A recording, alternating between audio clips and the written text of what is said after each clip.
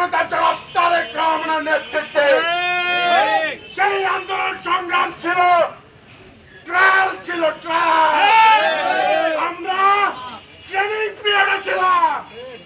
ইনশাআল্লাহ আজকের এই আনন্দ মিছিল বা শুভেচ্ছা মিছিলের এই শুভক্ষণে আপনাদেরকে কথা দিচ্ছে, জনতা জনাব তারেক রহমানের নেতৃত্বে জয়পুরহাটে একটি দুর্বল আন্দোলন গড়ে উঠবে।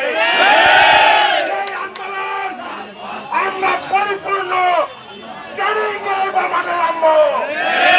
আমরা পুলিশকে ভয় পাই না, মিডিয়াকে ভয় পাই না, কে ভয় পাই না, পুলিশকে ভয় পাই না।